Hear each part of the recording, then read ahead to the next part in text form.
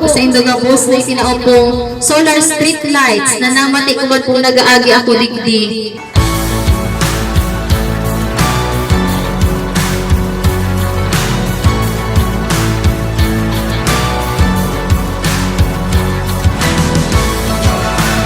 Ganyan ini manaki ko, naghanap kaming lugar na pwedeng mamuktakan kani. Kaya pag dyan may baha, baha? Ay dad, iyon na ini. Ang project ko. Bubuktakan sa kanya ni floodlight. Bako lang ito po, John, solar light. Ikaw po pwedeng apat na floodlight. So, tututukan sa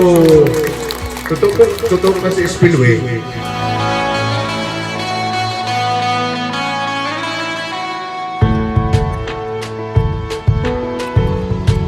So nakulang po pasasalamat mi kang project pong ini. Mismo ng pamilya Mangindi po ang nagtulog sa mo.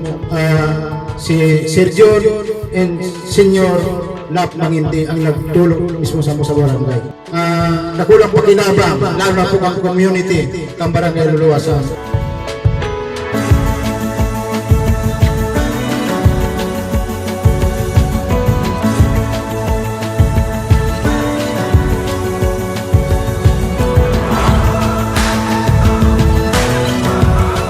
Punpasa na po sa mas nakol na migloob ka na itong project and partnership po between the local government unit from the barangay, from the LGU, and from private citizens or residents.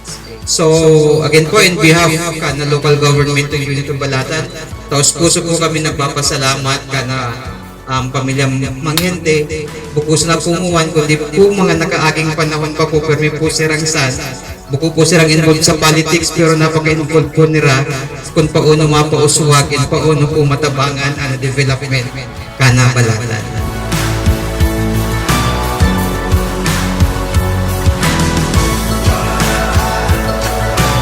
Send down your blessings on these solar lights and the family of Mangindi, your servants, who so generously devote themselves to helping others when they are called on in times of need.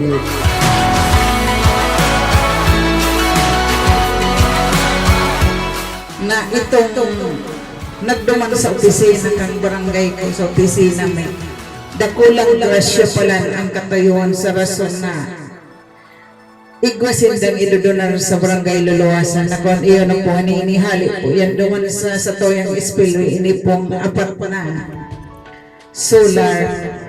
Iko pala ang kitawang araw kainin na may magpagmakulog sa mga kabarangay ising sa satoyang komunidad.